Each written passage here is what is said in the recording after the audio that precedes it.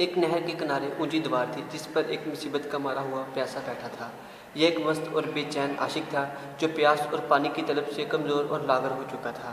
یہ دیوار جس پر وہ بیٹھا تھا پانی کی راہ میں رکاوٹ بنی ہوئی تھی، حالانکہ پانی کے لیے وہ مچھلی کی طرح تڑپ رہا تھا۔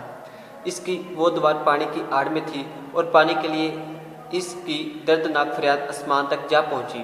اچانک اس نے پانی میں ایک اینٹ پھینکی۔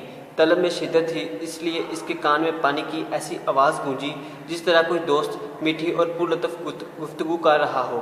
پانی کی طلب میں پانی کی اس آواز نے اسے بے خود کر دیا اور وہ آواز کو سننے کی کوشش میں اس دیوار سے اینٹیں اکھاڑ کھاڑ کر پانی میں پھینکنے لگا۔ پانی نے اس پیاسے سے کہا، مجھ پر اس طرح اینٹیں مارنے سے تجھے کیا حاصل؟ پیاسے نے کہا، میرے اس میں 2 فائدے ہیں، اس لیے میں اس کام سے باز نہ آؤں گا۔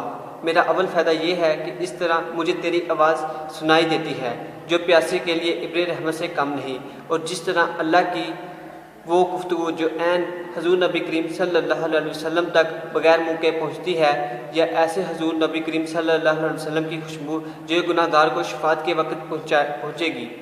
میرا دوسرا فائدہ یہ ہے کہ ہر اینٹ جو اس دیوار سے اکھاڑ کر تجھ تک پھینک رہا ہوں، اس طرح میں تجھ سے نزدیک تر ہوتا جا رہا ہوں، اور اینٹیں اکھاڑنا مجھے تیرے قرب کا سبب بن رہا ہے۔ بس اس حقائق کو بیان کرنے کا مقصد یہی ہے کہ آب حیات جس تک تم پہنچنا چاہتے ہو وہ اپنے نفس کی دیوار کو گرانے کے بعد ہی ممکن ہو سکے گا۔